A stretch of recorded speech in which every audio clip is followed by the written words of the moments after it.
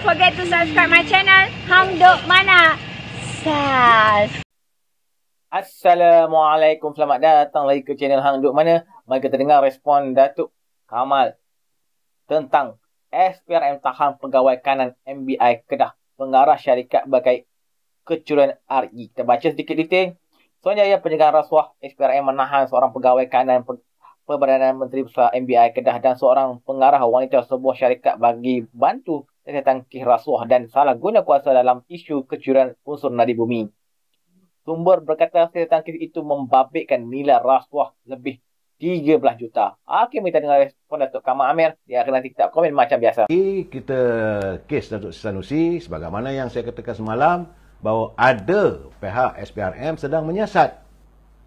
Pihak SPRM sedang membuka siasatan terhadap kegiatan rasuah yang melibatkan syarikat Perbadanan Menteri Besar Kedah MBI. Hari ini Suruhanjaya Pencegah Rasuah Malaysia SPRM telah pun menahan seorang pegawai kanan Perbadanan Menteri Besar Kedah dan seorang pengarah wanita. Itu sebuah syarikat bagi membantu siasatan kes rasuah dan salah guna kuasa dalam isu kecurian unsur nadir. Iaitu unsur nadir bumi, iaitu REE. Katanya siasatan itu membabitkan nilai rasuah bernilai 13 juta ringgit. Kerana suspek yang satu tu berusia 40 tahun dan seorang lagi 63 tahun ditahan lewat petang semalam di Alor-Star dan dibawa ke ibu negara. Kedua-dua suspek kini direman 3 hari bermula hari ini hingga 21 Julai. Perintah reman dikeluarkan masing-masing oleh Magistrate Wan Syahidah Abdul Rahim di Mahkamah Magistrate Alor-Star dan Magistrate Nur Syakirah Cik Hashim di Mahkamah Magistrate Shah Alam selepas permohonan reman dibuat oleh SPRM.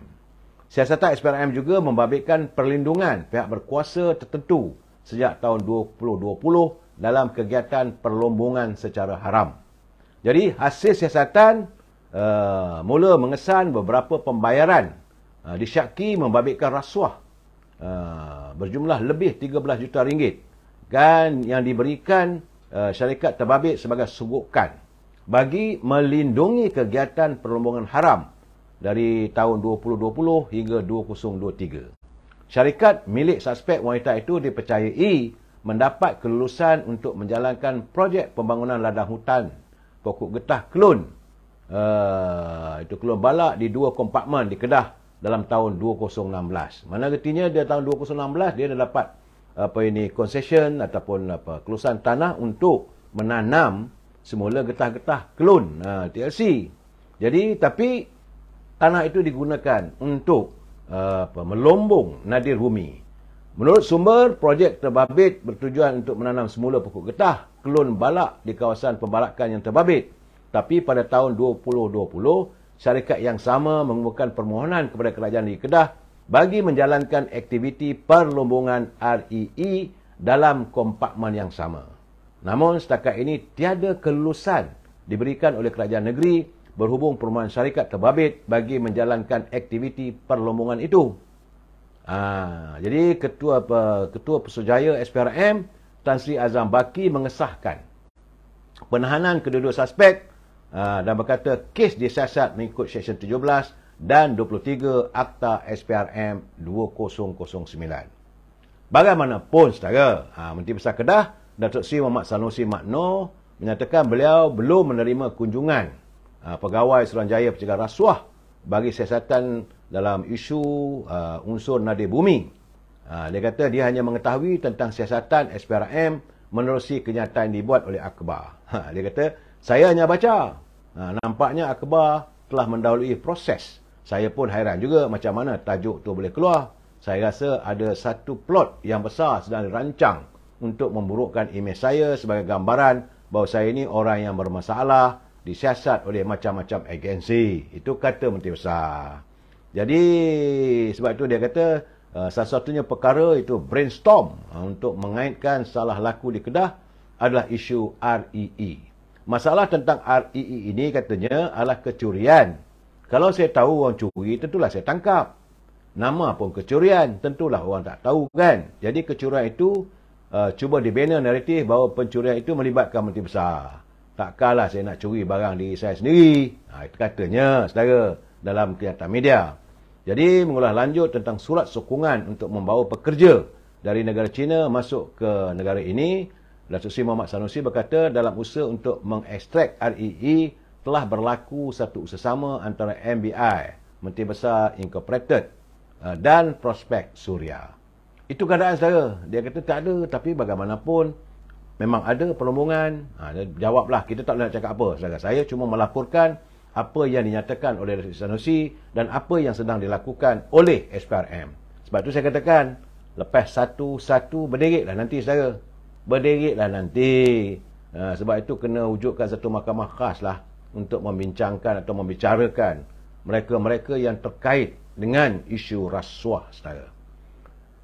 Aduh, apa nak jadi negara kita? Begitu juga, saudara. Tiba-tiba lewat petang tadi, hari ini sudah pun tular dalam, boleh katakan, banyak media sosial dan saya mendapat laporan, saudara. Ini keadaan sebab musim-musim pilihan raya negeri ni, saya ia bukan saja melibatkan pihak SPR, Suruhanjaya Pilihan Raya, ataupun Suruhanjaya Pencegah Rasuah SPRM, ataupun anggota PDRM sibuk untuk menjalankan tugas masing-masing untuk memastikan keharmonian negara. Tapi nampak gaya sekarang, saudara, ia turut melibatkan bidang guaman apabila khidmat para peguam diperlukan, sama ada untuk membela ataupun melakukan tindakan undang-undang. Sebab ini lewat tadi, saudara, tular media sosial di mana-mana pun, dan media sinar melaporkan. Ya, saya terima berita sekitar dalam pukul 6.30 petang tadi, saudara, bahawa katanya Pengerusi Perikatan Nasional Tan Sri Muhyiddin Yassin mengumpulkan surat tuntutan, letter of demand, kepada Yang Amat Berhormat Datuk Seri Anwar Ibrahim berhubung kenyataan mengenai pelupusan hutang peneroka Lembaga Kemenjangan Tanah Persekutuan atau FERDA, selain menuntut permohonan maaf secara terbuka daripada Perdana Menteri. Saya tahu dalam isu kemelut tentang hutang FERDA ni, saya dah bagi pandangan saya secara peribadi. Saya kata sudah-sudahlah. Yang paling penting, peneroka dah selesai masalah hutangnya. Itu matlamatnya. Jadi tak payahlah nak tegak seorang tu orang ini. Tapi nampak guys sekarang ni berlarutan. Apabila hari ini letter of demand ataupun surat tuntutan yang dikeluarkan oleh firma guaman Rosli Dahlan Saravana Partnership bertarikh 18 Julai dihantar ke kedua-dua alamat, itu di kediaman Datuk Seri Anwar Ibrahim di Kajang, Selangor, dan di Pejabat Perdana Menteri di Putrajaya. Jadi menerusi dokumen tersebut, firma itu menyatakan Datuk Seri Anwar Ibrahim dan juga Perdana Menteri Kewangan telah membuat kenyataan fitnah dengan niat mencemar, menjatuhkan dan merosakkan reputasi ahli Parlimen Paguh.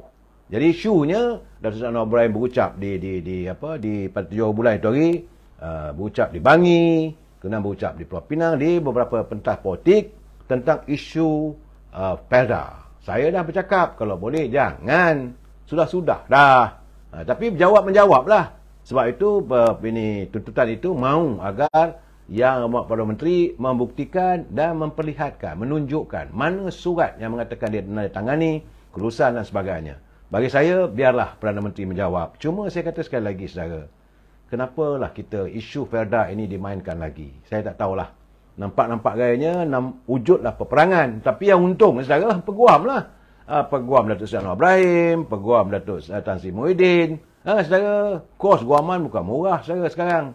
Dan sebab saya katakan, dalam keadaan sekarang ni, terpaksalah diwujudkan sebuah mahkamah yang khusus membicarakan orang politik. Yang rasuah, yang saman menyaman, tak berhenti, saudara. Itu gambaran yang saya lihat. Aduh, memang memalukan. Tetapi nak buat macam mana? Sekarang ni Tan Sri Muhyiddin dah saman Datuk Seri Anwar Ibrahim, tentulah beliau akan menjawab. Tak selesai lagi lah nampak gayanya. Memanglah saman menyamai ini bukan boleh selesai sebelum pilihan raya umum. Lepas pilihan raya nanti. Kalau ini nak dijadikan sebagai modal untuk pilihan raya umum, saya rasa tidak mendatangkan apa-apa pun di kedua belah pihak. Tak ada keberuntungan bagi Pak Tan Sri Muhyiddin, tidak ada keberuntungan daripada Datuk Seri Anwar Ibrahim. Tapi yang kita lihat ternyata bahawa perbalahan kedua mereka ini nampak gayanya semakin melebar. Dan sebab itu saya katakan, masalah sekarang ni bila bercakap dengan Tan Sri Anwar, Datuk Seri Anwar Ibrahim dalam keadaan orang ada kuasa. banyak lagi akan terdedah nanti, saudara.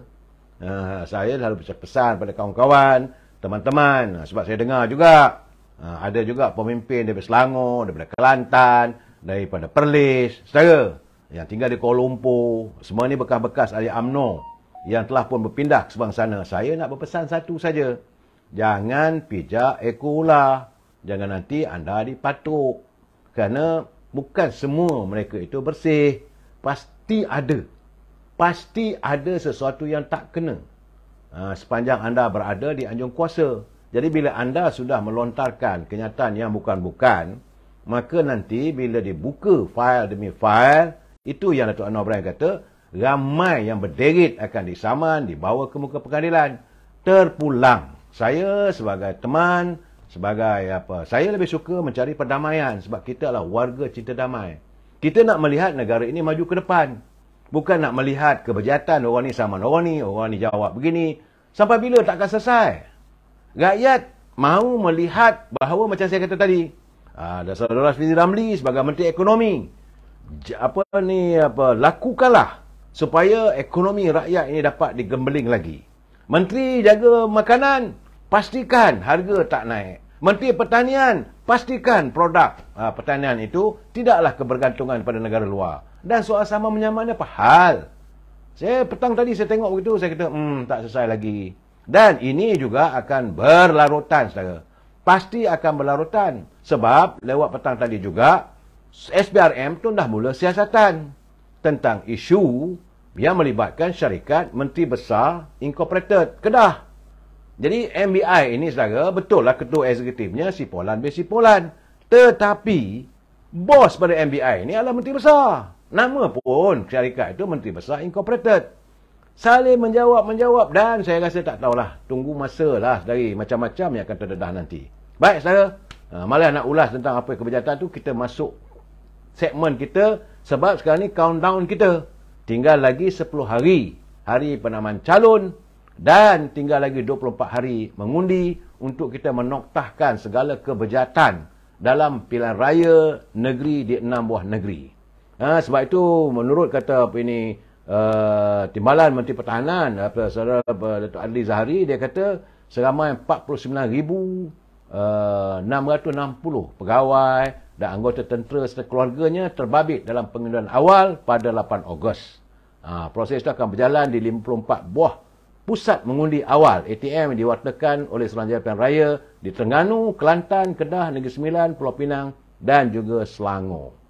Di Terengganu seramai 2,444. Sebab kita nak bercakap hari ini tentang Terengganu. Di Terengganu sejumlah 2,444 pegawai dan anggota bakal menjalankan tanggungjawab sebagai pengundi awal. Artinya jumlah pengundi awal daripada tentera adalah 2,444 di negeri Terengganu.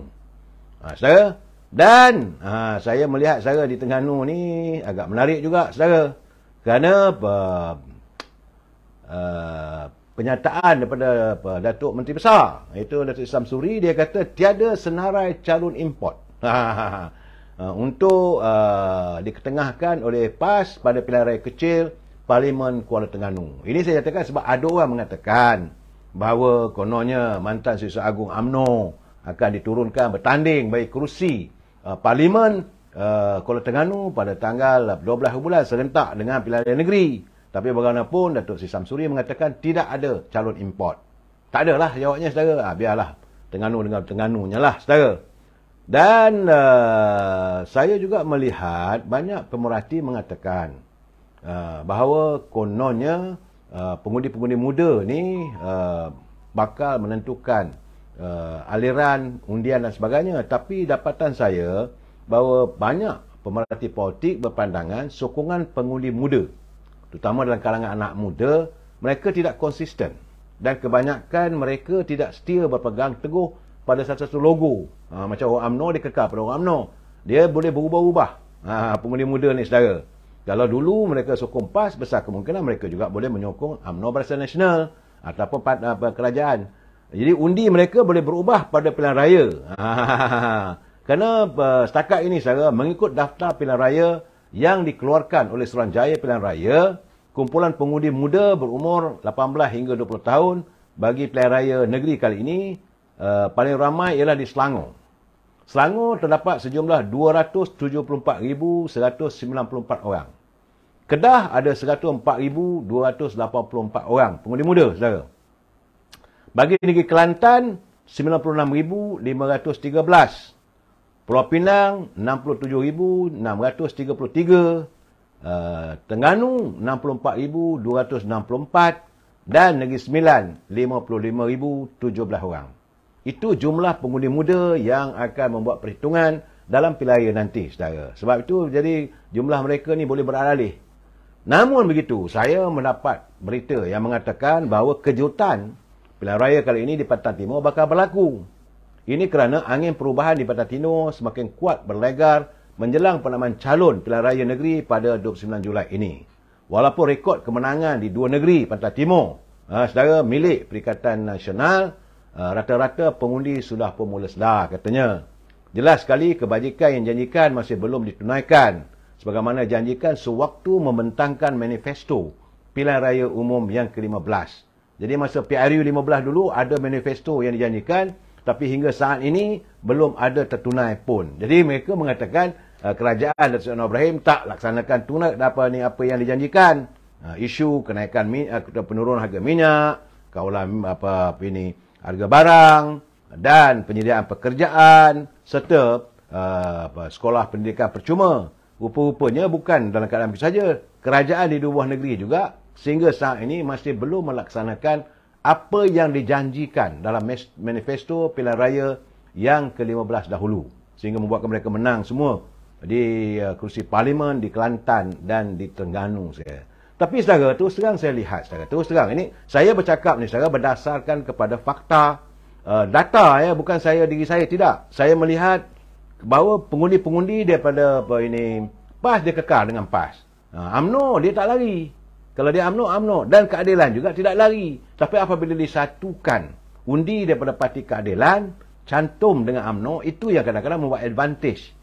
Secara jumlah undi, kerana bagi pengundi PAS, Perikatan Nasional, PBM, mereka bergantung pada PAS. Dia tidak mempunyai ahli di peringkat negeri-negeri. Mereka cuma menunggu daripada PAS. Tapi macam UMNO, dia bercampur dengan keadilan. Undi-undi daripada keadilan, daripada amanah. Ini memperkukuhkan kedudukan mereka. Saya bagi contoh, macam di Kuala Besut.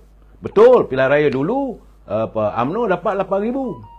PAS dapat 7,000. Tapi jangan lupa, bahawa keadilan ada Parti Pakatan Harapan 1,000. Jadi kalau 8,000 campur 1,000 dah 9,000. Macam mana nak lawan? Kalau kekal begitu statusnya sekarang. Okey, tuan-tuan, komen saya lah, tuan-tuan. Nampaknya bila PAS pun dia cakap dia orang bersih dah, apa semua tak ada bersih dah. Syarikat di bawah kerajaan PAS pun sekarang ni telah ada unsur rasuah. Kita baca detail sedikit lagi. Suspek yang masing-masing 40 dan 63 tahun itu ditahan tengok petang di semalam di Alostar, Kedah dan Ibu Negara. Kedua-dua suspek kini direman 3 hari bermula 21 Julai ini. Perintah reman dikeluarkan masing-masing oleh Majlis Wan Syahidah Abdul Rahim Mahkamah Majlis Alostar, Majlis Nur Zakiyah Cik Hashim di Mahkamah Cik Shah Alam selepas permohonan reman dibuat. Okey, mari terus menjawab kerajaan dan PMN Rahim. Assalamualaikum.